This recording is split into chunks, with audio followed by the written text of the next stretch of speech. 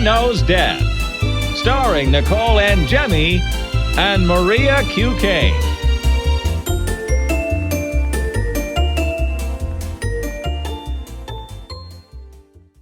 Hi, everyone. Welcome to Mother Knows Death. We are back from our break we took last week, and we have a special giveaway from one of our sponsors, Giant Microbes. Yeah, so why don't you show everybody what we're giving away for everybody on YouTube? We could post some pictures on the Instagram story, too. So why don't you explain what they are? So from Giant Microbes, the company, they make these little cute stuffed plushies. So, for example, one of Lucia's friends was in the hospital to get her tonsils removed, and I sent her Giant Microbes of tonsils because I thought that was cute for kids. But today's giveaway, we're going to give away 3 of them. The first one is a brain. Cute. So it's really cute. It looks like it has little eyes, and it looks like a little stuffed animal. My kids have a bunch of these. They think they're great. And then it comes with a little tag explaining what it is. So they have organs, but they also have really fun things like this guy, which is chlamydia. Oh my God. It's always fun to give one of your friends chlamydia, so that's cool. And the last one that we're going to give away today is this cuterus uterus. So to enter, you're going to go to Apple Podcasts, leave us a written review, hopefully 5 stars, but we want you to be honest at the same time. Screenshot your review and then email it to us at stories@motherknowsdeath.com. And the contest will end on September the 13th, and we will announce the winners the following week, but we're going to be picking 3 people. Yeah, and you can even write in the email which one of these little plushies you prefer, but we can't guarantee that you'll get it. But I mean, it's worth a shot to just say which one you want. And the reason that you really want that particular one, like if you have chlamydia and you really want it or whatever. So yeah, it'll be really cool. So thanks for that. And let's get started with the story of the week. All right. So in Thailand, this guy says he woke up around 10 o'clock in the morning on a Sunday. You know, when most people wake up for the day, the first thing they do is go to the bathroom. So he goes to the bathroom, and he said that just out of habit, he flushed the toilet because they have monsoons in Thailand, and sometimes it could cause, like reptiles or little creatures to get in the plumbing. So he did take this step to flush the toilet first. So he sits down on the toilet, and then almost immediately feels a sharp pain in his scrotum. Yeah, and the way that the story describes it's even better that it says snake chomps on nuts. So yeah, a snake was in his toilet and bit his testicles, and there's photos of him and videos of him tackling this python that ended up being in his toilet. Luckily, it was non-venomous, but there was blood on the toilet seat, which you just have to assume came from his testicles, right? Which is terribly scary. Do you actually remember back in April we talked about this, that a rat bit somebody that was in the toilet? Yeah. Yeah, so apparently this is a problem in Thailand, I guess. I never even heard of that. I was kind of blown away by the rat being in the toilet. I didn't really ever think about it, and now it's really disturbing. But anatomically speaking, there's not a major artery there like a carotid artery that would kill you if it got punctured. Obviously, it drew some blood. I think the biggest thing is the risk of infection here, because you're essentially, and this is really gross, but toilet water isn't sterile, so there's remnants of poop and pee in it, and you're essentially injecting it right into your testicle with the tooth of the snake. So I think infection would be his biggest problem to look for the next couple of days. Well, I was thinking it really sucks to, be like kind of aware that this is a problem and take the steps to flush the toilet. But then he said after the bite, he tried to grip the snake, and the snake was holding on so strongly. So I guess when he flushed, the snake was able to, what is that little bit of water pressure going to do to take the snake away, when it's that large? So that didn't really work out. And then, he couldn't get the snake out, so he had to take a toilet brush and beat it to death until it died to just finally end the situation. So I don't know. This sounds kind of really horrible. I wonder if this is frowned upon. I was just listening to a story in the news about someone that killed a rat that was in their garden in New Jersey, and it was like this big scandal. He got in trouble for it. He might have even served some jail time for it. Jail time? Yeah. And you're like, what's the line of what you're allowed to do? I guess the thing injured him and he felt like his life was in danger because the thing bit his testicles. I don't know. Chomped on his nutsack, as the story says. I don't know. Like, is he in trouble because it was outside? Because doesn't everybody that uses a mouse or a rat trap or rat poison? Well, that's exactly what I was thinking. I was like, oh, it's cool if it's in your house and you use a trap, but I don't know. Yeah. Whatever it was, so. Because believe me, if it's in my house, it's not coming back out. Well, I had a little mouse in my house yesterday in our office. It was so cute, actually. It was a little baby, and I just think it's kind of a weird time of year because usually they would come in when it gets cold out and it's still hot. I think it was because we had the door open all weekend. Yeah. Like the kids were just in and out or whatever. But my cat was like torturing the shit out of this poor little guy. And finally Gabe took it outside, and just because he was just like, he's not even killing it. The cat's not even killing it. She's just torturing it. So yeah, nobody wants that shit in their house. All right, let's get started with celebrity news. So some really crazy news. So Mariah Carey released a statement yesterday that her mother and sister both died on the same day over the weekend. Yeah, and there's not really much details yet, so of course we'll have an update once that comes out, but we've heard about this before in rare circumstances where people in the same family die in the same day, and obviously in cases of like murder, suicide, that would make sense, but in natural cases of death, it's very unusual and rare. Yeah, well, so her mother was 87, the sister was 63. I'm not sure about the mother, but I know the sister. I read her book that came out in 2020, and I know her sister had problems with drugs most of her life, so I don't know if that was a contributing factor. She actually has a quote from her book that was, "When I was 12 years old, my sister drugged me with Valium, offered me a pinky nail full of cocaine, and then tried to sell me out to a pimp." To which her sister, who was 20 years old at the time of this accusation, so that she was 20, Mariah was 12 when this went down. So Mariah recounts this in her 2020 memoir, and then her sister sued her after the book came out, saying it was outrageous, the claim, and she was trying to get $1 million out of it, but her and her family had pretty tumultuous relationships. So. Yeah, I mean, yeah, her sister was estranged. I don't know if she was from her mom though, but I know that she had a home break-in years ago, and someone actually beat her with a baseball bat. The mother? No, the sister. Oh. And she had brain trauma for a while, and like you said, she was in and out of homelessness as well as drugs. So I did see an article that said that her death was expected. They knew it was coming. It seems like she was on some kind of hospice. So I'm not sure what happened with the mom too, but sometimes we see cases like this. The most famous one is Carrie Fisher and Debbie Reynolds died either on the same day or within a few days of each other. And they mother-daughter actresses.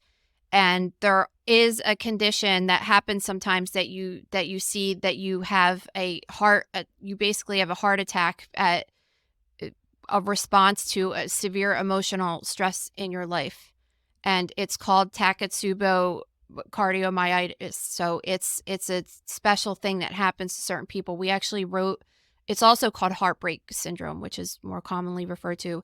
We back at Valentine's Day time, I wrote a high-profile death dissection on this particular cause of death and gave some real-life examples of when it happened.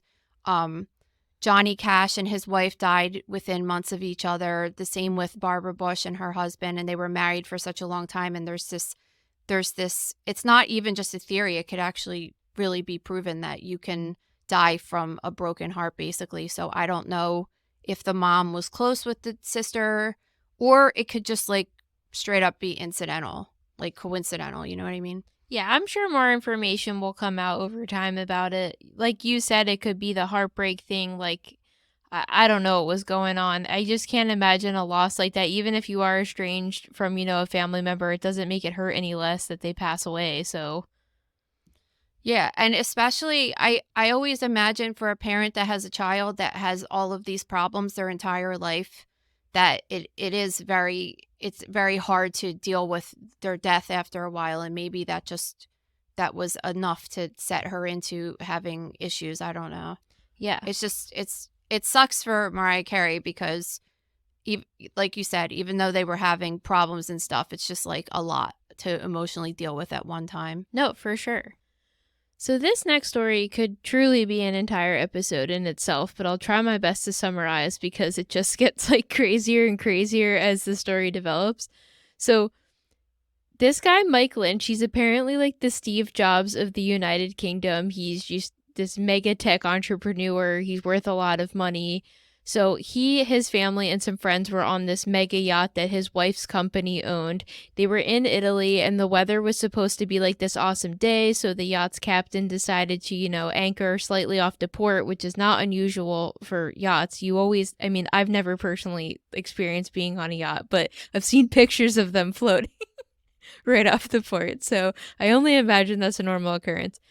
So suddenly this extreme weather event happened called a water spout, which is, to my belief, this like tornado that happens over a body of water. So like, of course, one of my number one fears is tornadoes. So all I'm thinking about is us going on this cruise next year and this happening, right?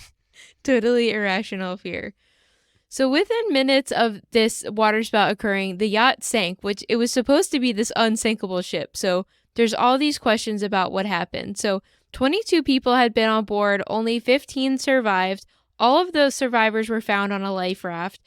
In the 7 people that died was Mike Lynch, his daughter, his lawyer, 3 other guests, and a crew member.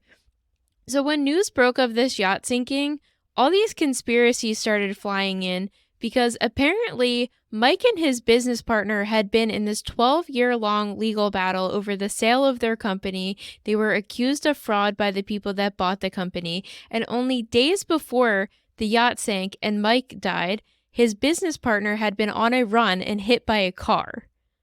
Yeah, listen, it would sound shady to me, but like you can't create a tornado to kill somebody. That's kind of ridiculous. No, totally. But also or a water spout, whatever you guys are calling it. So also somebody that died on the boat was their lawyer that helped them win this case. So apparently them going on this boat was like their way of celebrating this huge win after over a decades-long legal battle. So, of course, like to your point, yes, somebody could have hit the guy and killed him on purpose, right, with their car, but you can't like manifest this rare weather event. Except as of today, the yacht's captain is now under investigation for manslaughter because they believe that maybe the crew didn't take the proper steps when the weather event was coming and they had some warning of it, and that's what caused the yacht to sink. Yeah, I don't know. This whole story is so outrageous. It's like a rich people thing. I just can't really relate to going on one of these kinds of crazy boats. I think the fanciest boat I've ever been on is like the ferry to Martha's Vineyard. So they found they haven't found everyone yet, right? I think they found 6 of the 7 people. Yeah, so it's going to be a rough recovery because when you die in a body of water, that just causes the body to decompose faster. And I believe that the water at this time has been up to 86 degrees Fahrenheit, which is really freaking hot for water, I guess. So what happens is when the body's decomposing in water, it accelerates, and it definitely could accelerate when the temperature is increased that high. And once the bacteria in the body starts growing more and more, it puts off gases and essentially inflates the body like a balloon, and they float up to the top. But in this case, it's less likely to happen when there's such a deep body of water. So this is 50 meters or like 150 feet deep. It's really deep. So there is a chance that body will never float to the surface, honestly. I mean, that's where it might even be deeper than that, but that's how far down they found the yacht. Yeah, and now some authorities are coming out saying it wasn't a water spout, it was a downburst, which is, I'm like, what's the freaking difference? When I was looking it up, a downburst, so when a tornado starts in the sky, it's like cycling wind, right? So yeah. A downburst is apparently a really strong gust of wind straight down instead of in a cycling motion. So I'm like, it's the same weather event. Like these this alleged conspiracy that somebody killed them, right? It's like you can't create either natural disaster. I don't know. People of the crew, I'm assuming, died as well. One crew member died. Okay, so why would I mean, I get that the guy is getting in trouble for manslaughter if he was being negligent, but I think it's just coincidental. Maybe they didn't deserve to win the lawsuit and it's like a karma thing. I don't know. Honestly, one of the worst details of the story for me is that one of the survivors was this woman that had a 1-year-old baby, and the baby also survived, but she fell in the water and held the baby above the water while she was trying to swim to safety.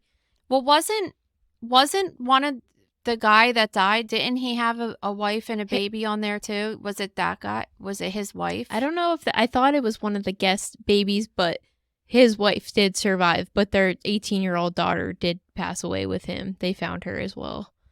So it's really horrible. They're saying that because I think this happened in the middle of the night, that, you know, most of the people that died on the ship were sleeping and didn't know it was coming, and they were found in like the bedrooms of the boat underwater.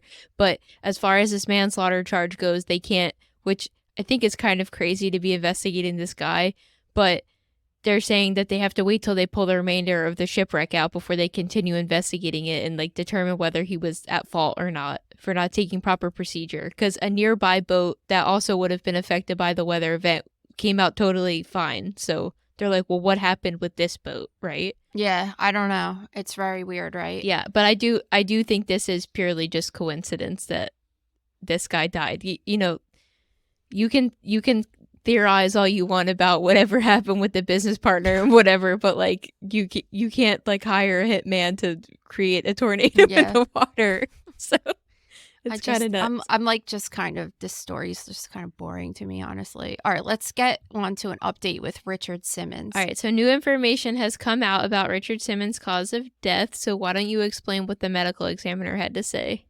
So I guess back in July he died. Remember when we talked about that? But they really didn't have any information. They just said it was pending further investigation. So we did hear that he possibly fell. And then we also heard that he didn't feel well. So what happened is he goes to the medical examiner, and maybe they did the autopsy and they couldn't tell exactly right away. So they say pending further studies. So they do toxicology and stuff too. His toxicology was negative except for the medications that he was taking. And they determined that his cause of death was accidental due to blunt force injuries, but there was also cardiovascular disease was a contributing factor. So it's likely that he could have had a heart attack or something, and but survived it, because people don't always die when they have a heart attack, and fell and hit his head. And maybe when he fell and hit his head, he had more of a slow bleed inside of his head that took a while to really take him down. And that was ultimately what caused his death. But they would have been able, I think they specifically said that he had, arterial sclerotic disease of his coronary arteries. So they were able to determine that he had, natural heart damage that caused him to fall. So that's what that means, that he had natural heart. Okay. Yeah, so he had that, but they were saying that so even though they see the heart damage, they're still going to say that what really killed him, because the injury that looks the worst is whatever was happening in his head. I'm assuming, I don't know if they really ever said that. I feel like last time they did say he hit his head when he fell. I don't remember. I mean, you could die from other blunt trauma too, but that's kind of a common one, when you hit your head and then you don't go get it checked out and you die, later, because it's more of a slow bleed from a vein rather than an artery. Yeah, Bob Saget, right? Yeah, I mean, his was a little bit different though, because that was fast. So I'm sure if someone was in the room with him, I always say this, if someone was in the room with him, he could have probably survived that, but it was too late by the time someone found him after a whole night's sleep. You know what I mean? I still see all these people being like, he was murdered. And I just really urge everybody to read the dissection we did on him, because I think you really, explain how easily it could happen to anybody and that nothing nefarious was necessarily tied to it. So it happens a lot. And, when you think about whenever you get injured, especially you hit your head, right? Thinking about going to the emergency room is like the worst thing in the world for everybody. It's just, my dad fell down the porch steps at my house last summer and he hit his head on the sidewalk. And my first thing is when anybody hits their head, just like go get it checked out. Especially he whacked his head on cement. Like I watched it happen, right? But then it's like they don't feel like what was it, Sunday night? It was already dark out. They didn't feel like sitting in the ER all night. It's just like this big hassle. Oh, we'll just watch them. And then what happens is people go to sleep and then they never wake up because a regular person might not know all the signs to look for when someone has like a serious head injury. That's why I always urge people, if you hit your head, just get it checked out. But you understand that people just don't want to deal with it. You know what I mean? Yeah, for sure. Because going to the emergency room is like 5 to 15 hours of your time. No, it sucks. It's the for them to absolute just worst. say like, oh yeah, it's fine, So people take the risk, and unfortunately, it doesn't work out. And someone, especially someone that's more famous, like Richard Simmons, like he might not have wanted all the paparazzi and media attention that would have surrounded him going to the hospital for something. You know what I mean? Oh yeah. So it's really sad, and he was such a cool guy, Yeah. All right, freak accidents. In California, these 3 hikers from Utah were trekking along this popular trail. So when they got to the end, one of them decided to jump into this, quote, little pool. Did you see the pictures of this thing? So honestly, I did see the pictures of it. And it looks like cool, kind of. No, it looks really cool. It's apparently this spot that's really photogenic. A lot of people go there to take cool pictures and stuff. And I understand just from seeing even the shitty picture the article had. I'm like, I totally understand. If the water looks beautiful, it's in a really cool part. So this woman jumps in the water and then she doesn't resurface right away. So her friends start freaking out. They realize she was probably swept up by the undercurrent and they jump in to try to save her. And they also got trapped because there was a whirlpool that nobody realized was happening. They thought this like log in the middle was creating this circular kind of current, but it was really this mini whirlpool happening. Yeah, I don't know anything about that. I always see videos of people jumping into things like that, and I always get scared because I think, like, how do you know there's not a giant rock, like, right under the surface of the water that you're going to hit or something? I don't know. It just freaks me out, but I can see the picture so beautiful that people would want to do that. It looks cool, and it's just really unfortunate to be on a trip experiencing just, like, fun with your friends and having to deal with something like that, Yeah, so all 3 of them unfortunately ended up losing consciousness and they were able to be pulled out of the water and witnesses performed CPR, but unfortunately none of them survived it. So such a bummer. It is a bummer because you're just trying to have like a nice fun day with some of your friends and then, just something so dumb happens. Yeah, and imagine, how many were on the trip? Imagine just how traumatic that is to lose 3 of your friends like that. That's terrible. Yeah. So this next story, I'm sure, is one of your number 1 pet peeves by the hot word used. It is. It is. In the title, electrocution. So on Sunday in Indiana, 2 adults and 3 kids were swimming in a pool. Police were called to the house after all of them were, quote, electrocuted, even though they were technically only shocked because none of them died. Yeah, that word is overly used. But if the title said multiple people shocked in a swimming pool, nobody would open the article. That's why they do it. And they don't care that it's wrong. They just, you know what I mean? It's just more shocking to read an article about that. But they were saying that there was a wire from the pool pump that was pinched, causing the protective cover to be exposed. And then that wire had contact with the pool water, which caused all of these people to get shocked. I think the biggest thing that you need to be concerned about with getting an electric shock is obviously because your heart beats and your heartbeat is based off of electrical activity in your heart. So it could cause an arrhythmia or an irregular heartbeat, which could kill you. So that's a huge concern. You also can get burns from electric shocks, and they probably just, I don't know. It doesn't say what happened to them. They didn't die. It didn't say how bad it was, but Yeah, it just said they went to the hospital and the kids had gone to a separate hospital to receive further treatment. But so this gets me thinking. A couple people this weekend, I did like a porch and garden tour of my house for my side hobby, and a couple people were like, "Oh, you should rent your pool out on this." There's like an app, like Airbnb for swimming pools.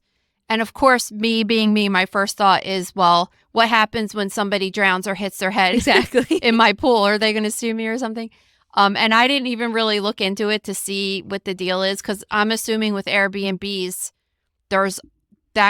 people could get hurt all the time in hot tubs or these extreme locations or something like that. So there must be some kind of thing. But that's just another worry, that you can get shocked from the pool. And I think that we had a story, I don't remember, it was a couple weeks or a couple months ago, about a couple that got electrocuted, or they didn't die though, right? They got shocked in a hot tub. And no, I thought the husband did die. Yeah, one of them died, but that was in a hot tub at some resort or something in Mexico, right? Yeah, so it does happen from time to time. I think if you have a regular pool set up by professional people, all of that stuff is like underground and protected and stuff. I'm thinking that this might have been a situation where it was a person that kind of put their own pool up and the wires were somehow exposed out into the open. Yeah, I don't know. So we'll try to keep an eye out. It sucks. It sucks. And they were literally shocked when that happened to them, because why would you be expecting that? That's terrible. Yeah. So that your comment about liability kind of leads into this next story. So in August 2022, a family had rented this lakefront Airbnb on White Lake in New York. So the property had, they're saying in this lawsuit that we're going to talk about later that the property had advertised itself as being, quote, safe. And like you would want to assume that all Airbnbs are safe. And it encouraged people to explore the lake and, go swimming and everything like that. So on the second day of this trip, the family was swimming in the lake off of a dock owned by the property. So one of the guys, who the family admits did not know how to swim well, was walking around in what he believed was waist-deep water, and he eventually reached a point where under the water it dipped off and went from, I guess, about 5 feet high to 18 feet high, or from 18 feet under the water. So he lost his footing and then started to drown, to which two other family members that also admittedly didn't know how to swim very well went to try to save him. They also lost their footing and started to drown. And unfortunately, all three of them were not able to make it out. And listen, I think that this is a terribly sad story. We were just talking about with the other thing, right? But did you hear the other people suing the state park that they were in or whatever because they were in a whirlpool and drowned? No, that's ridiculous, because why would you do that? It's unfortunate that you would die on vacation, but there has to be some sense of self-responsibility that you don't know how to swim. So why would you be in a body of water? Well, yeah, I personally think it's so ridiculous to try to sue the Airbnb, and that, so they're suing the homeowner and Airbnb corporate for this, which it's all right, if you want to sue the homeowner, I also don't agree with that, but what does Airbnb corporate have anything to do with it? I think that's 100% a stretch. But water is at your own risk. I don't see how this is going to go through in a courtroom. If you have a beachfront condo and someone drowns in the beach because there's a rip current, that's your fault. I mean, I just think the whole thing is outrageous that they even think, and especially they're saying that the person didn't know how to swim. Yeah, and it's a lake, so it's not a pond that suddenly, went from a foot to 18 feet under the water. I think lakes are pretty well known to be pretty deep bodies of water, so I think it's totally... people put boats in them? Yeah, boats are in them. There was a dock right there, which alluded that it was deep enough that a boat could sit in it. So I don't really know. I definitely don't agree with this lawsuit. I think swimming is at your own risk, even if the Airbnb listing and in the property is encouraging you to go swimming. You still have to just have kind of common sense about it, right? Yeah. I mean, I think it could be different from the story that we were just talking about if a person has that they're doing a pool on an app like that and it's poorly maintained and this electric shock was a result of that. Agreed. That's a different situation. Yes, 100%. This is just like the most outrageous thing I ever heard. But see, this is what scares me about doing an app like that, because people, they don't want to take responsibility for everything and they want to blame everything on you. And how could you possibly even, I wonder how many people rented this Airbnb with no problems. And as a person that's renting out a thing like that, like how could you possibly encounter any scenario of like people going in a lake that don't know how to swim that are going to end up drowning on your property? It's just, well, it's ridiculous. You also have to take into account like how many times has this property been rented before? How many, decades and hundreds of years have people been going into this lake? Like, I don't agree with the decision to sue. I don't think it's the property owner's fault for trying to be like, this house is on a lake. People have a really good time in this lake. I mean, not everybody going in this lake is drowning. So, or it's not like the lake was filled with extremely toxic chemicals and they told you to go in and that it was okay. I mean, it's just a body of water and you didn't know how to swim. So, yeah, I know that we get accused of victim blaming sometimes, but I think that this is, every victim isn't a victim, right? Like that's how I look at it. This is a situation like, sorry, it's not their fault. This episode is brought to you by The Gross Room. Guys, join The Gross Room. It's only $5.99 a month to try, and you get to see all of these different things. So we have a lot of celebrity death dissections with people that have a cause of death for drowning, especially because we were just talking about that in some of these stories. And I really go through how people drown, what happens to the body, what happens to the lungs, and some of the gross findings that you would see at autopsy in these cases.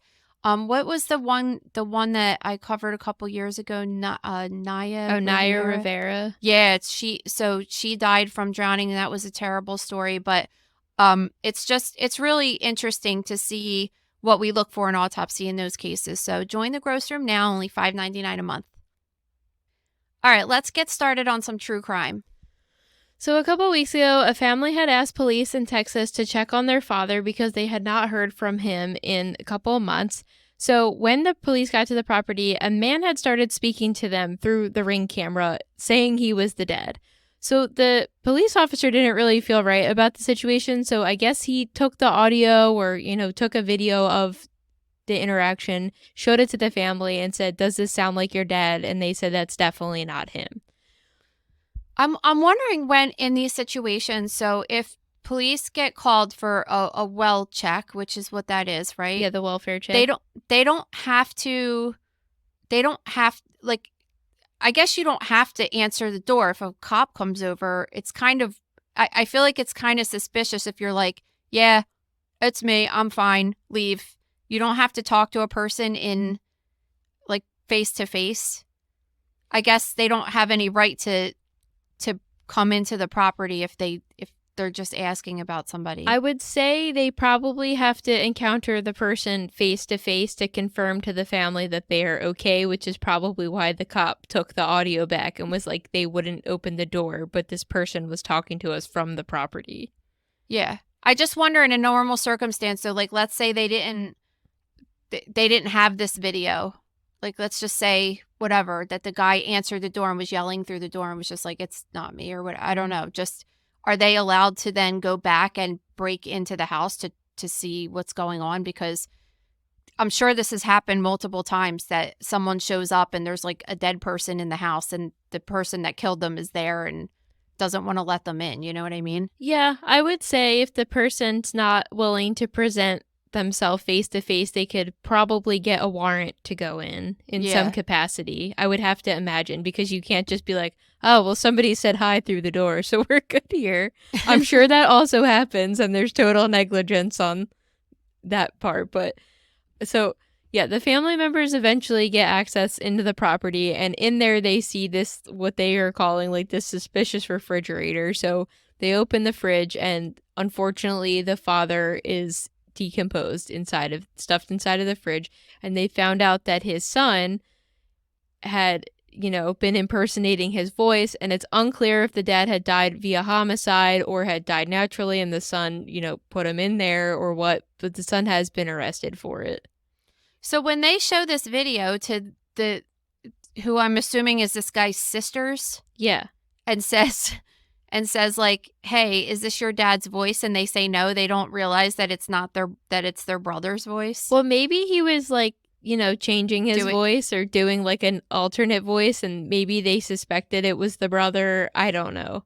Clearly there was something going on, but I don't know. So what they'll do, so even though the remains are decomposed, they'll bring them to the medical examiner's office. So assuming his body was chopped up in pieces, because who has a refrigerator that big I guess you could if you took the shelves out or whatever. Or if you had like a chest freeze. Or no, it was a fridge, right? I thought the article, I think it said fridge and freezer, so I wasn't really sure. But yeah, I guess in theory. So they'll bring the body to the medical examiner's office and they'll look at it, and they'll be able to tell, even if it's decomposed, they'll be able to tell if there were signs of blunt trauma, like if the guy beat him to death with a crowbar or something. You'll see signs of that. Even if there's not that much skin and soft tissue left, you'll be able to see that on the bones. And even if it's not really super decomposed, you can see evidence of a heart attack or something sometimes in the heart. You could tell that the coronary arteries are clogged, or you could see a pulmonary embolism if his chest was intact. There's things you could see that you could tell. So it's not as easy, but you can see some gross findings. So I mean, we'll never hear about this again. It sucks because we always hear these cases and you're like, okay, so like what happened? And they don't ever tell us the rest of the story. Yeah, exactly. So this next story, in California, police received a call that a, quote, blood-soaked man was chasing around this maintenance worker. This is also at like 7 o'clock in the morning. So imagine starting I assume that's when the police are coming on their shift. So they're probably like, yeah, awesome. This is how we're starting the day. They're like sitting there drinking their coffee and like talking to the person that they're relieving and just, catching up from the night before. And this is the call they get. Yeah. So when they got to the scene, the blood-soaked man in question is seen on body cam like charging at the police officers, and they keep telling him to stay away, but he keeps charging forward. So they had to shoot him. I think when they do this, they shoot somebody in the leg, right? So they can't keep walking, but it doesn't kill them. I couldn't tell from the video where he got shot just because he had blood all over him. Just from looking at it, though, they had the guy lay on the ground on his belly, and it looked like there was a lot of blood under his belly. Well, I think that on the pavement, though. I think the blood on his body might have been someone else's, yeah. Somebody else's, because but the stuff on the street, it looks like he got shot somewhere in the abdomen or something, I guess. Yeah, so he got shot, and in the body cam footage, you see he's lying on the ground. I would assume anybody that gets shot would be screaming, right? This guy's not screaming. He starts singing Tina Turner. Yeah. What's love got to do with it? It is kind of, we're going to try to upload the audio. I'm going to try to add the audio in just so you could hear it for a second, but hopefully to replace me singing it. But it is really like outrageous. We got another one by the groin. Got to do with it. What's love but second. And apparently he killed his parents. Yeah, so after this whole debacle goes down, they arrest him, and they find out, well, he's accused of decapitating his 2 elderly parents and the family's chihuahua. Yeah, he's clearly having some kind of psychotic issues, I'm assuming. Yeah. So I don't know what the Tina Turner song. It's just a random song to pick. And see, when I first read this, I thought it was going to be like a love triangle or something, or some kind of domestic dispute with a love interest. You know what I mean? I didn't think it was going to have to do with parents. So it's interesting. All right, let's get started with medical news. So, the world's first vagina museum is open in London. this is a much needed vagina museum because apparently there is one in Iceland that is called the Phalliological Museum, which is dedicated to penises. And it's just not fair that we don't have our own vagina museum. So now we do. Listen, nobody wants to be looking at a bunch of penises. I'm sorry. So I know, right? Just to make fun of them maybe. But in this museum, there's these cool sculptures of diva cups and tampons that are covered in glittery red paint. I do think it's a great idea for a museum though, because it's talking about a lot of history of things, and it's providing some education, and it's talking about like cultural things, which is very interesting to me. Like, when did pubic hair go out of style? And when, like merkins, which were pubic toupees and things like that, and labioplasty and smells from the vagina and all these different things that are always controversial but are also cultural. Like, some cultures shave all their pubic hair off, some don't shave any, things like that. So I think it's kind of cool. So reports have come out that a Kentucky water park has been the source of a recent diarrhea outbreak. So there's this parasite called Cryptosporidium, and it has this really tough outer shell that cannot be penetrated sometimes by things that we would necessarily consider to be like sterilizing things, like chlorine that were in the pool. And it is contracted through fecal oral contamination. So someone with it on their butt or on their hands got in the pool, and then somebody's swallowing the pool water, and then that's how they're getting this parasite. Ew. And it's like, listen, it sounds nasty, but like, what do you think happens in a public pool? People, they always say to take a shower before going in the pool. Who the fuck takes a shower before they go in a pool? Nobody does, right? No. Do people do People that? use the Don't pool you as use the pool as the shower? Yeah. So it's like they always have signs like, make sure you take a shower before you go in the pool. So people just aren't doing that. And you could just always have like a little bit of residue of poop left over. It's not like you're going into a body of water with multiple people, especially children that don't even wipe their ass good. Like, what are you expecting? So when you get this, it causes like watery diarrhea for you to pee out of your butt, basically. Yeah. Some people that get it don't get it that bad. Other people, it makes me think, because you know how sometimes there'll be like a couple days that you just have like the runs like that really bad, and you're like, that's weird. Yeah. If you're pretty healthy, you wouldn't really like maybe realize that you're having a problem, especially people that have diarrhea once in a while just might be like, oh, okay, I must have just got a stomach bug. So, it's gross, but like, this is what happens. Like, humans are kind of gross people, or gross animals as other animals. I'm just confused because in the beginning of the article, it describes this as a chlorine resistant, I guess, parasite, right? And then later in the article, it says the water park shut down to do a, quote, superchlorination treatment. So if it's chlorine resistant, then... Well, they're saying it's chlorine resistant, but if you shock a pool, right, or you put in super hardcore chemicals, people shouldn't be going in it because it's not safe. Yeah. So they're saying that they're putting like some high octane stuff to clear out the pool, because for them to drain the pool and like that would just not happen, especially since it's the end of the season. But they could put chemicals in it. It's just like they can't do that every day because otherwise people wouldn't be able to swim in it. So it's just resistant to the levels that we have that are safe for human consumption and swimming. Yeah. I mean, it's just gross, but I mean that that's why whenever my kids are not my kids, I think all kids in general are magnets to these water parks. Like, every time we go on the boardwalk, they're like, I want to go there. I want to go there. And that Great Wolf Lodge place, which is the worst place on earth.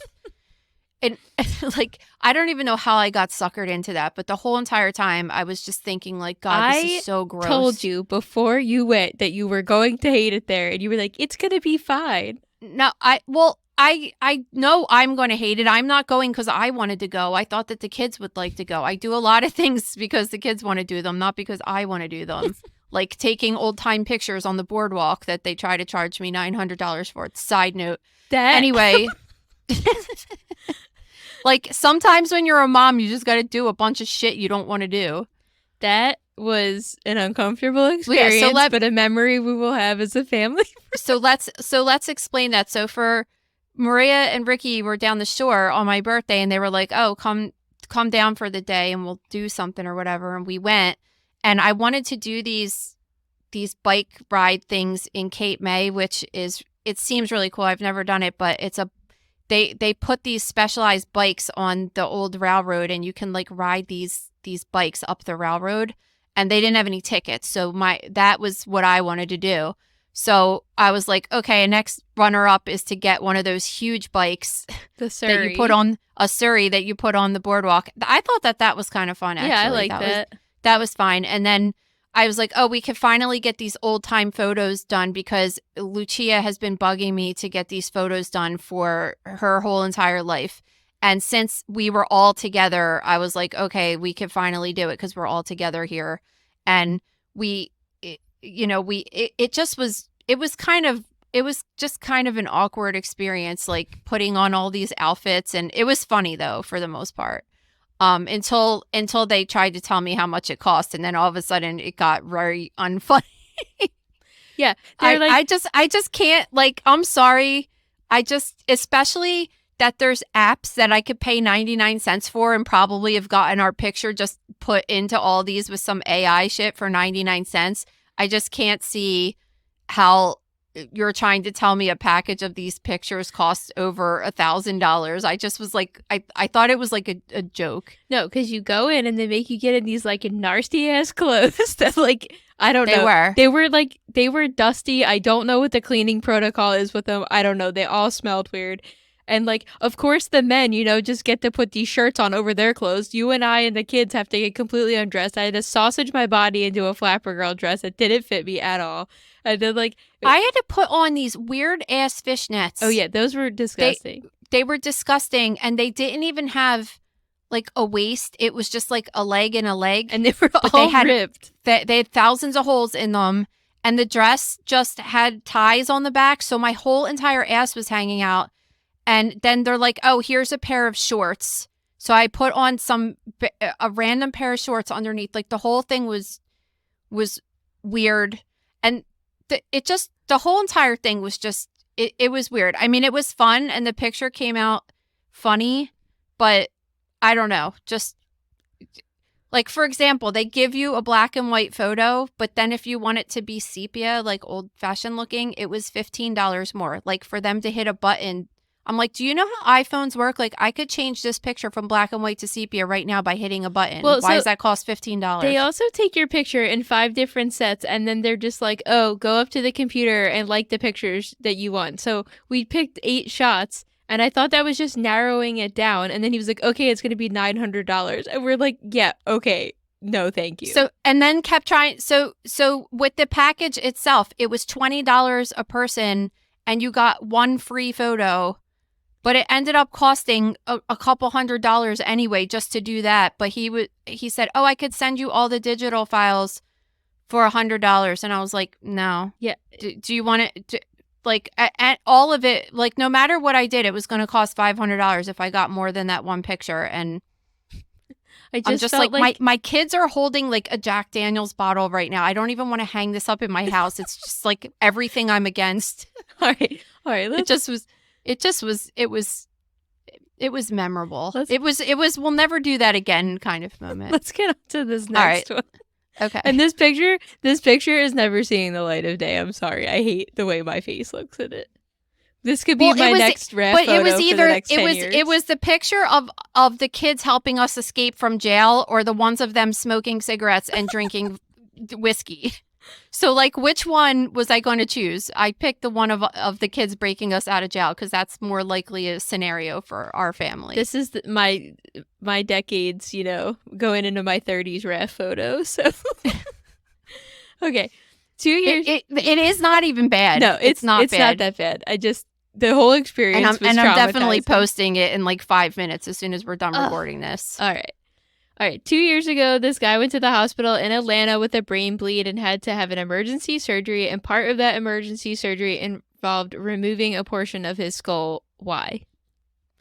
All right. So when you go to the hospital, if you have a brain bleed or something, so your skull is very rigid and your brain fills up most of it.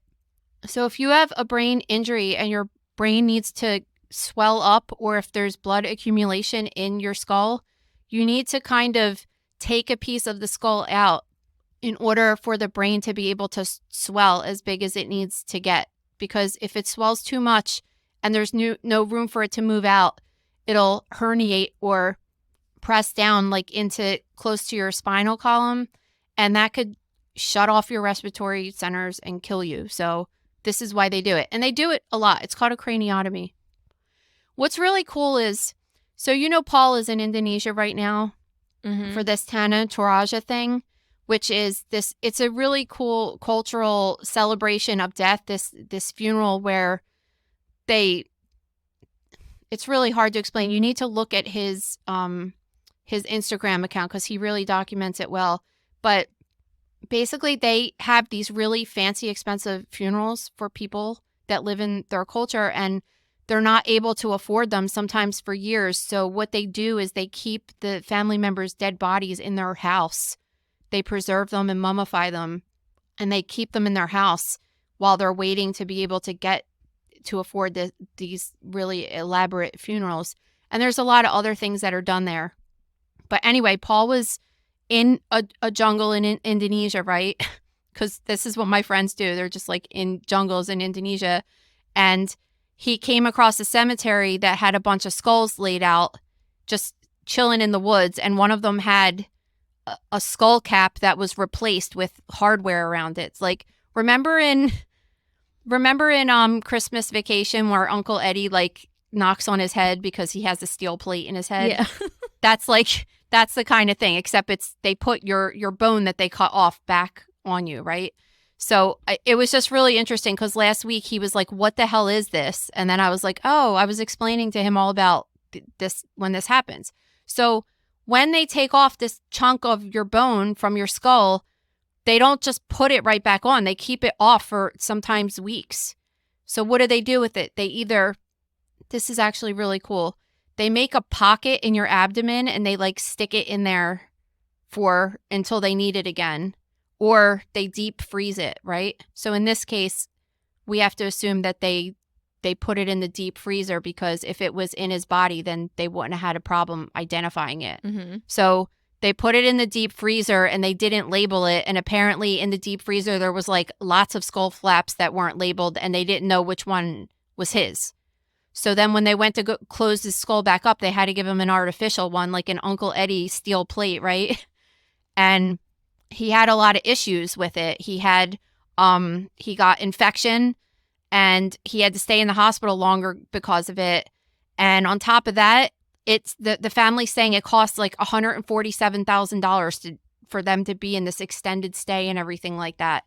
So and they were charged for the synthetic one. Yeah. And I think that, so this is like, in my opinion, lawsuit worthy, right? Yes, 100%. Yeah. And so it's funny because I sent this story to Paul and I was thinking the same thing. He's like, well, if you pull a bunch of the skull flaps out of the freezer, like you should be able to figure out which skull flap goes with the guy because it's like a puzzle piece, right? Like there's only going to be one that fits in there perfectly.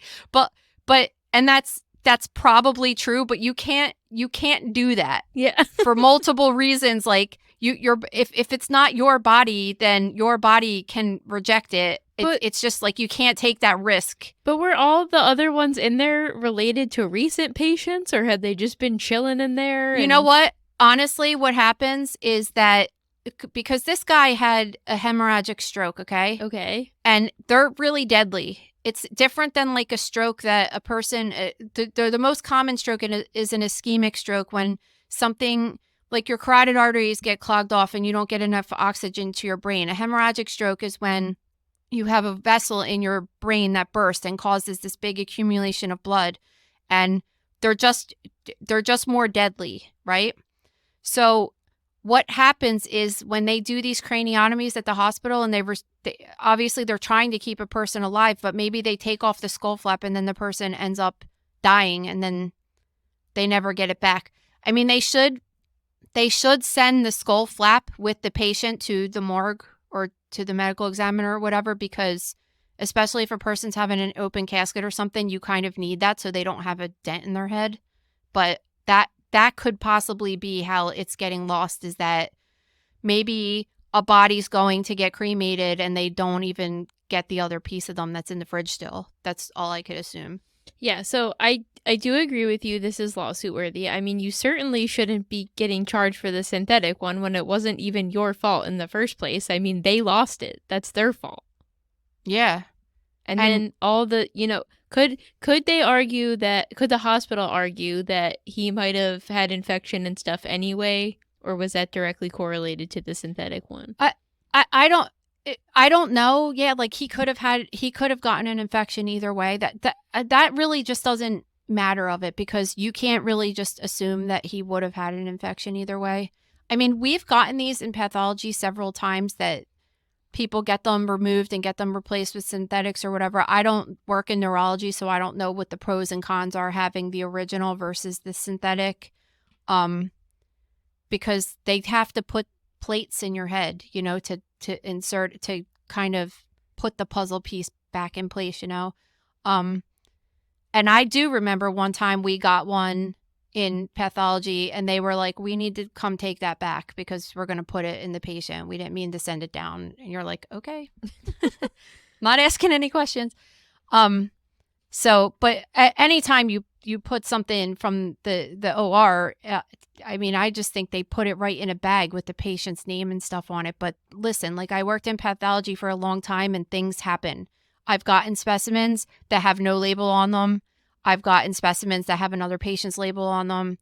It's not common, but it happens. You know what I mean? And you don't understand how it happened. And it's always like some weird circumstance. Like a person was working there that doesn't normally work there, or the printer broke and printed two of the same patient and it didn't come out in a row and they ended up taking the wrong labels or something. Like, yeah.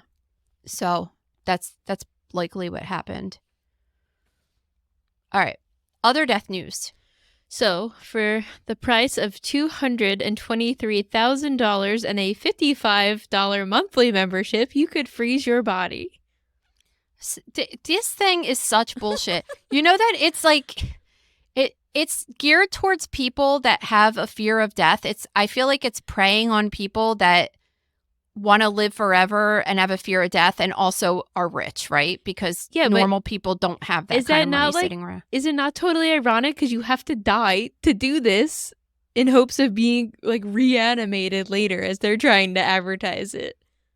They've already convinced 6 people and 5 pets like to do this in the hopes that they could be reanimated in the future. Like, first of all, like, why do you think that you're so important that you need to, like, be brought back again? It's kind of narcissistic. Well, there's also, so they're saying there's 650 people on the wait list for this too, and the average age for these people is 36. So if you're afraid of dying, you're going to essentially, like, die by some form of suicide, right?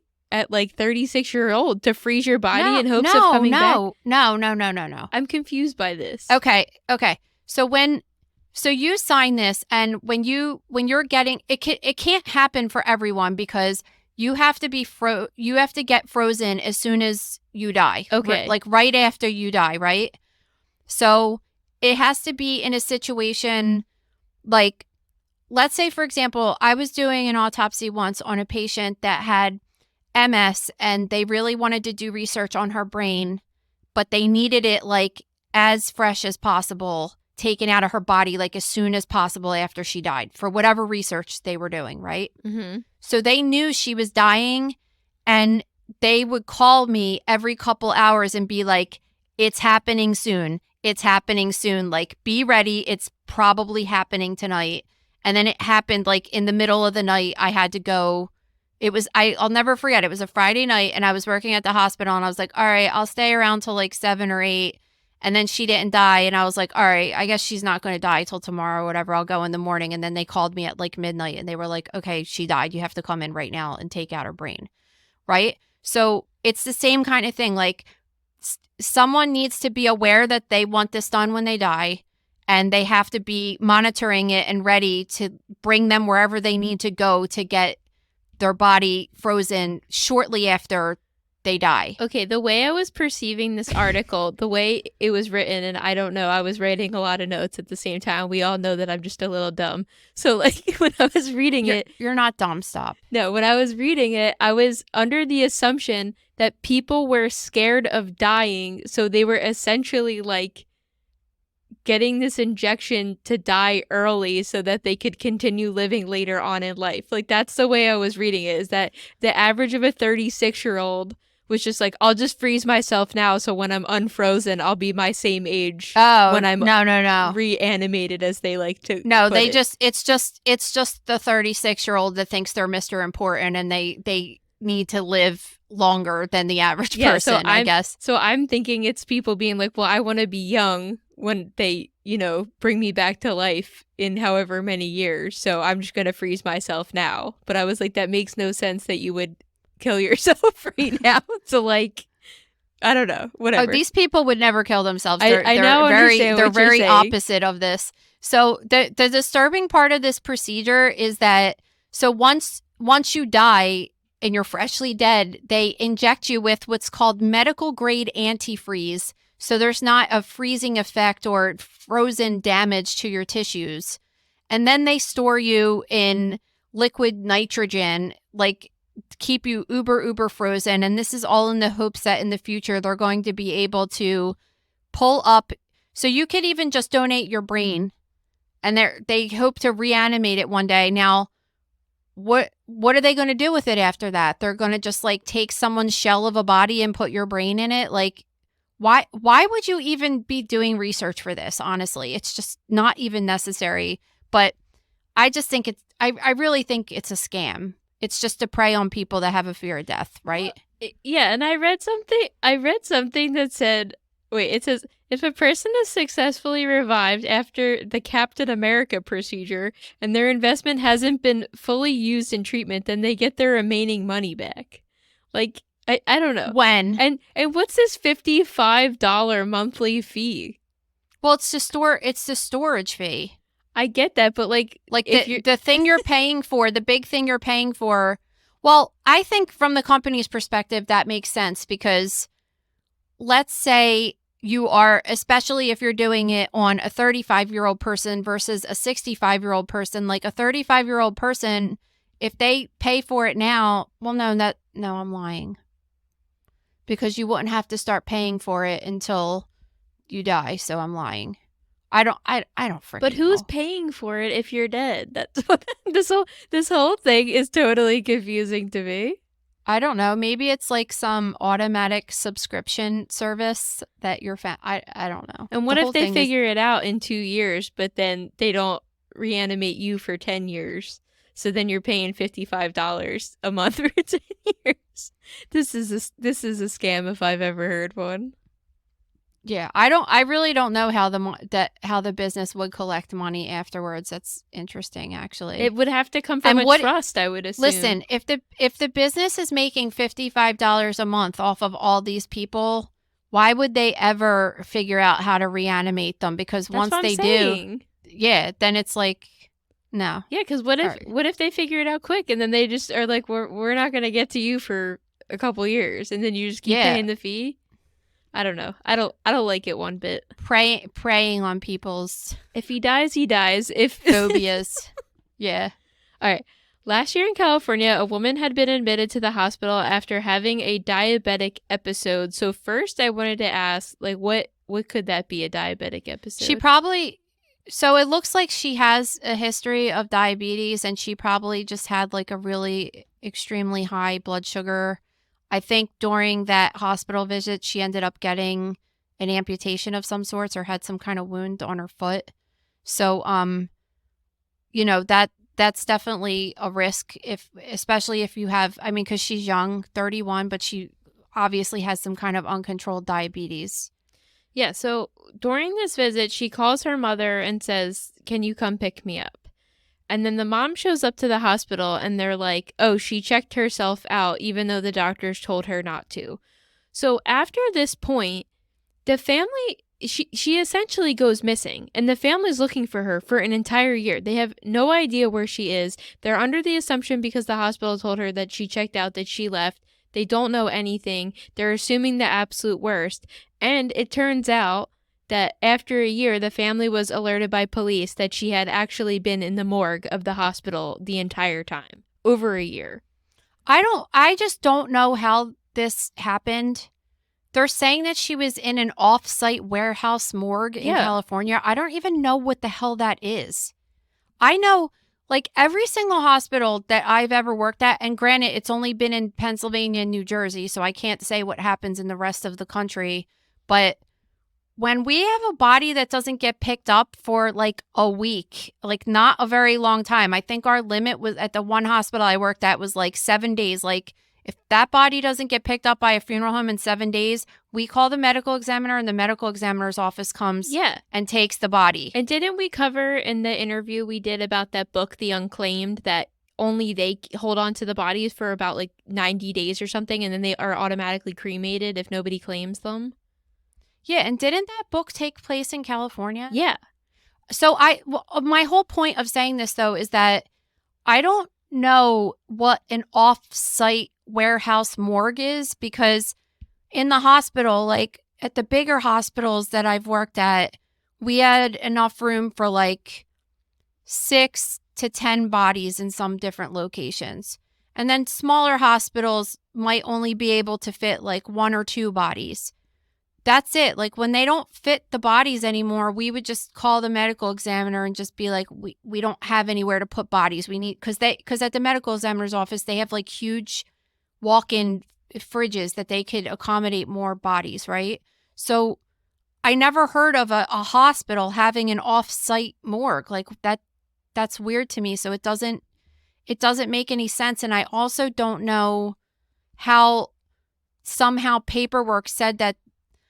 What happened was the lady was probably like, I want to leave, but then, and maybe she was going to leave, because when you're getting ready to leave the hospital, it still takes 2 hours for them to do your paperwork. Maybe she died in that period. So she died 2 hours after the phone call. So that's what their records reflect. Is that okay? So that's probably what happened then. She died while, right? Yeah. That, like, she said she was going to leave or something. I don't know. And in the middle of the discharge, like, period, then she died. But, then they're saying to the parents, oh, she did leave, but she never actually left. I don't know. There's just something that doesn't make sense here. Because, like, let's say that happened at any of the hospitals I worked at. The body went to the morgue at some point. Because why would it go to in a warehouse? It would go down to the refrigerator that's in the hospital, because the nurse would have to bring the body down there, right? That's just what happens. So then me, the person that works in the morgue, would be like, okay, there's a body here and I don't have paperwork for it. Who is this? Yeah. Right? And then the investigation would start that day. Well, so they didn't. It just doesn't make sense to me. It said they didn't fill out her death certificate for an entire year, which, like, how? And then the police notified the family. So I'm thinking, like, is there like some major scandal going on there where the police had to get involved and then they discovered these people? And how many people are dying at the hospital that it requires an off-site morgue? Like, how many people could you keep? You worked at a major hospital, so, like, how many people could fit in that morgue there? Oh, well, because the hospital was old, we were only able to hold 6 bodies.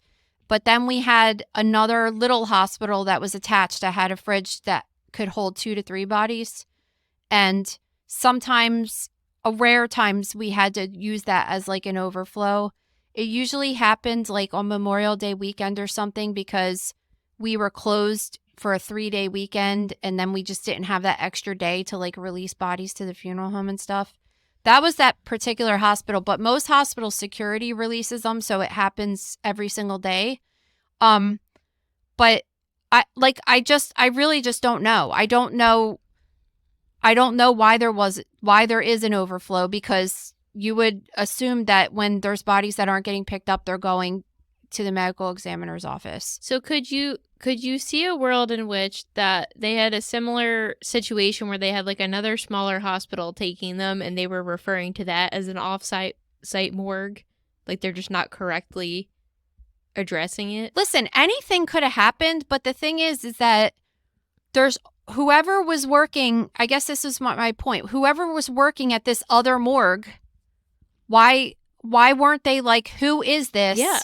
And why aren't they getting picked up? And they should be, like, when we had people that weren't picked up for only 2 days, I would start calling around and being like, because you have information and family members' phone numbers and stuff. And, you know, when you fill out those papers, when you go in the hospital, like, who's an emergency contact? I would start calling people and being like, did you start setting up funeral arrangements? We only could keep her here for another 5 days. And then she's going to have to get transported to the medical examiner's office. Do you want to send somebody over here? Like, figure this out. And then sometimes they would be like, oh, we can't, financially, we can't do it. We're just trying to figure it out. Just give us a couple more days. And we would always bend and accommodate people as much as we could. But then there were other times where people, you just clearly knew that nobody was ever coming to get them. So we were like, all right, well, we'll just send them to the ME's office. And that's that. That's why I don't understand hospital-wise. But whoever worked there should have just been trying to figure out like why nobody was picking this person up. Well, yeah, and like why did I don't know what goes on over there. Like, yeah, and I never worked over there. It says the Sacramento County Detective's Office are the people that notified the family. So like, at what point did the detective get involved? Like, they clearly didn't have information about her or something, and then they were saying she was really decomposed in there. The whole thing is suspicious. The thing is, with refrigeration, though, is that it slows down decomposition, but it doesn't stop it. So, for example, I have like a little mini fridge outside that I put some like pork in like 3 weeks ago that I was cooking on the grill, that I was like, oh, I'll just stick it in there for a minute until I go in the house, and then I just forgot about it. Mm-hmm. And like Gabe opened up the freezer the other day, the fridge, and was just like, what the F? Like, it smells terrible back here. Is it raw pork? Yeah. Ew. That's what I'm saying, though. But like a raw person in the fridge, like if the pork was on the counter, like sitting outside, it would have smelled in a day. But it took a couple weeks for that to happen outside because it was in the refrigerator. You know what I mean? The same thing happens to people. Like, it slows it down, but it doesn't stop it. So you're going to be, if you're in a refrigerator and you're dead for a year, you're going to be decomposed. Well, the family's suing, which I would agree with this. I think it is. I 100% agree with this, and it's like multiple departments, and they have a procedure problem here of who's in charge here, who's in charge here. That's why I'm so mind blown by it, because every single hospital I work, there's so many boxes to check between departments, so something like this could never happen, that I can't even understand how it happens. It has to be a failure on the part of multiple different people working at this place, not just one. Yeah. I mean, just they absolutely should sue, and I'm sure there's a detective involved, because it's probably likely that there's other people that are having issues with this as well. Well, people came forward saying that, I mean, I don't know, this has to still be proven, but they're saying this is not the first time this hospital has mishandled a decedent. So I'm wondering if this is going to expose some really large problem they're having there. I don't know. All right, let's move on to our last story. So this one's local to us out of West Philly. So last week... Jen sent me this, actually. Oh, Jen sent you this? Yeah, and I was like, oh, this has a good learning tidbit to it. So last week, a woman said she began smelling something really horrible near her house. So finally, this past Sunday, it just kept getting worse over the week, and she went to investigate it. And in this park behind her house, she found a decomposing body hanging from a tree. Yeah, so I like, listen, there could be lots of different things that happened here, but I think we could safely rule out a natural cause of death.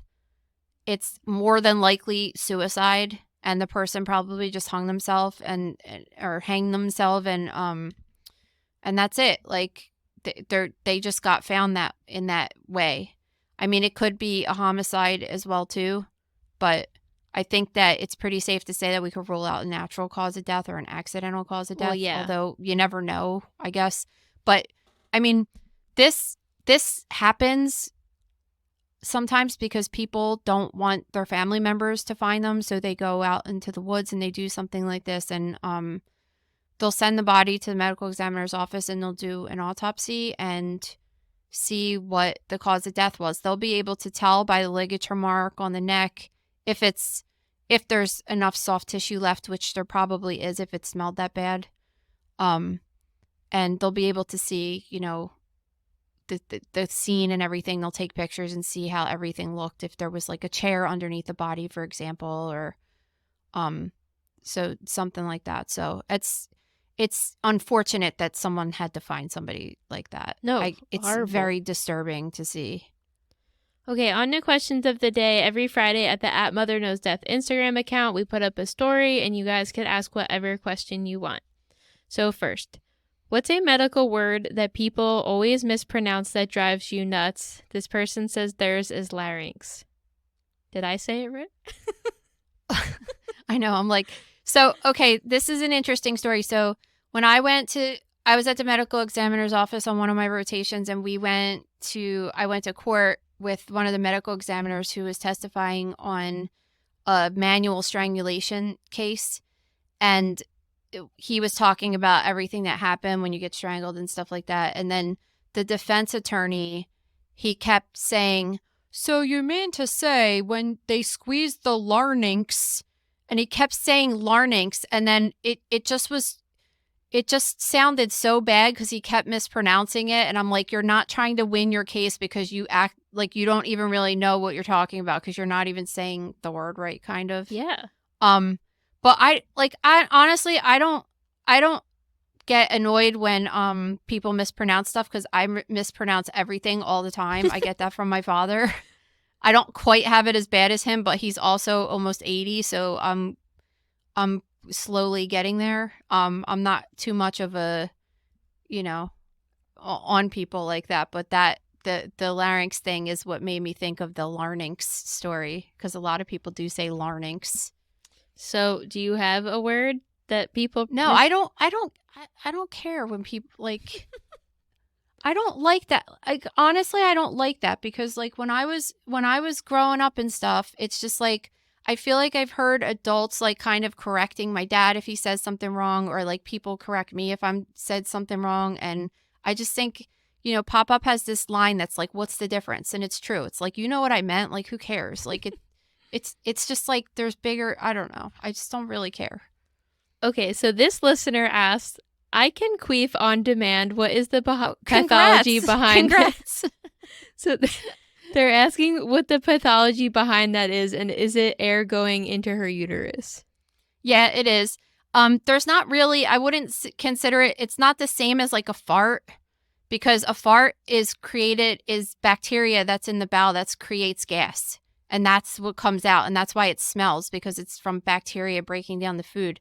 But there's no bacteria inside of the uterus under normal circumstances, so it's not cause of that. It's more because of air that gets pushed up there. So I think in women that have never given childbirth vaginally and their cervical os is that's like the opening to get up inside the uterus is pretty closed tight, they are less likely to experience a queef. I hate that word though. I do hate it. I don't like a vaginal fart, flatulence, whatever you want to call it, because air has a harder time getting up there. But if you have a cervical os that has been opened because a baby came through it and it's a little bit wider, and then you do things like insert tampons or sex or dildos or anything, you're like pushing air up into there, then it goes up into the uterus. And then like if you sit down or something, it could just come out and it sounds like a fart, but just really it's just a transfer of air. And again, congrats that you could do that. That you could do that on command. There is a rare circumstance where that could be like pathology, and sometimes you can get something called a fistula, which is a communication between either the bladder.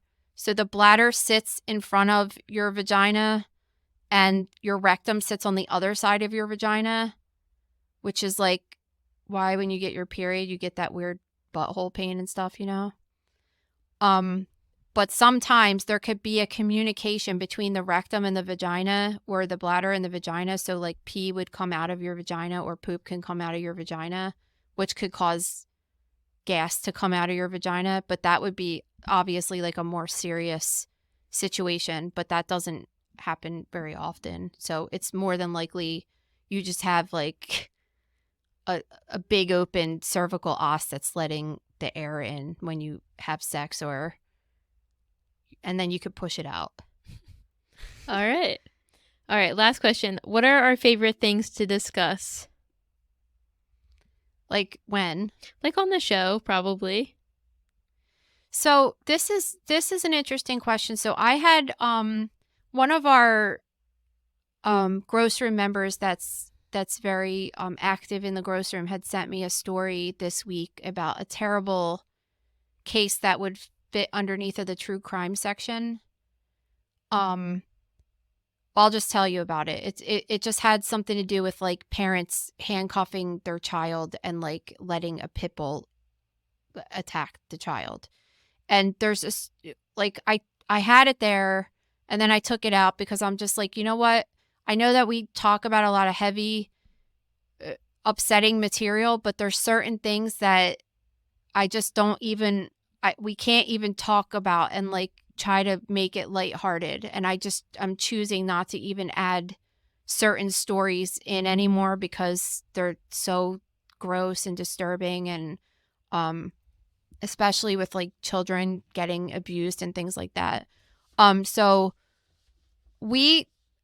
my favorite story in the true crime section this week is the guy singing the Tina Turner songs, like fun, like not very disturbing, but at the same time kind of funny or unusual or things like that. And obviously, like I love medical stuff, so anything that has to do with anything medical or natural pathology is my favorite to talk about on this show. How about you? I like the celebrity category a lot just because I'm very naturally into pop culture stuff. True crime, again, like it's very heavy, so those stories aren't always easy to talk about, but sometimes when we get into some of the more, like sensationalized cases like Brian Koberger and stuff, I enjoy talking about those because they're so involved. My favorite kinds to talk about are probably ones like, on this week's episode, like the yacht sinking, just because there's so many like layers to the story, and even that one might be at face value. But when, for example, like when the Titanic or the Titan submersible thing happened last year, like those stories to me are so weird and unusual and one of a kind situations that I find them very fascinating. So another question we got that I had cut was are there cases that you've been interested in, but then when you started looking into it, you've started like getting really invested in deep diving? And I would say those are the cases, things like that are weird and sensationalized and don't happen often, and just have like a million things going on behind the scenes. Like I know you found the yacht story boring, but I probably could have. I'm like, this is maybe why our podcast works, because I have like absolutely no interest in that story. It makes me want to fall asleep when you're talking about it. It's just like, okay,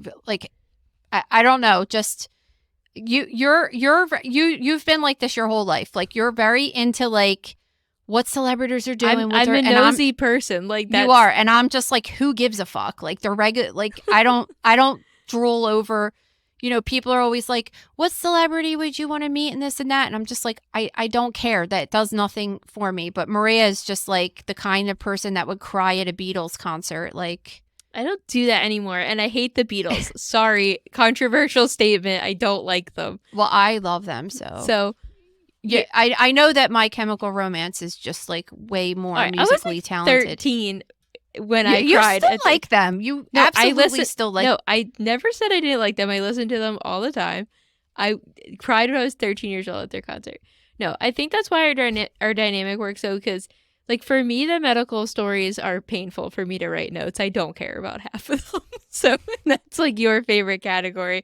Where for me, I was late writing notes today because I was searching the yacht story alone for probably like an hour and a half. So I could have done an entire You were episode. really into the Titanic. The Titanic one was semi-interesting to me for 5 minutes, but then all the stuff that kept coming out, like, I just like, I don't know. I just kind of turn off. Like, I don't care. When that happened that week, I was going on vacation to Tennessee for a week, and we decided to cover it. It happened, I think, a couple of days. It happened the week before. I was leaving on a Tuesday to go on vacation, and we decided Saturday we were going to do it as the dissection that week. So I was like, okay, like on Sunday, because I want to make sure I get all my stuff done before I leave, I'm going to just do my quick write-up about it. And of course, it ended up being like a 12-hour day for me, because then as I started researching more and more and more, all this other crazy shit started coming out about, you know, how the thing was made. And then I'm like, I can't just write a quick summary about this. Like, I have to write everything about it. So. And then everybody thought it exploded, but then it imploded, and that had a whole different element to it, and the water pressure. Oh my God. Like, just like, who cares? I care. I think these stories are so fascinating. Okay. But on that note, we will be back eventually with 6 shocking stories. So make sure to submit your shocking story to stories@motherknowsdeath.com. And don't forget to join the giveaway for the giant microbes. So you can go on Apple Podcasts, leave us a written review. It does not count if it's not a written review. Screenshot your submission. If you forget when you submit it, sometimes it takes a day or two for it to pop up. So make sure to screenshot it once it's up. Send us an email with it to the stories@motherknowsdeath.com email, and we will announce winners in a couple of weeks. Yeah, I'm looking forward to seeing the reviews, honestly. And so I think this week on Thursday we're going to do another news episode, because we didn't record for what? It's been a while since we did the last news episode. Well, we didn't record last week, so we had a lot of stories. We had a lot of stories, which I moved over for Thursday. So we still have, and whatever's going to happen in the next 3 days, which you never know in this crazy world. Yeah. So yeah, we'll be back on Thursday with some more news stories. Thanks for being here, guys. Bye. Thank you for listening to Mother Knows Death. As a reminder, my training is as a pathologist assistant. I have a master's level education and specialize in anatomy and pathology education. I am not a doctor, and I have not diagnosed or treated anyone, dead or alive, without the assistance of a licensed medical doctor. This show, my website, and social media accounts are designed to educate and inform people based on my experience working in pathology, so they can make healthier decisions regarding their life and well-being. Always remember that science is changing every day, and the opinions expressed in this episode are based on my knowledge of those subjects at the time of publication. If you are having a medical problem, have a medical question, or are having a medical emergency, please contact your physician or visit an urgent care center, emergency room, or hospital. Please rate, review, and subscribe to Mother Knows Death on Apple, Spotify, YouTube, or anywhere you get podcasts. Thanks.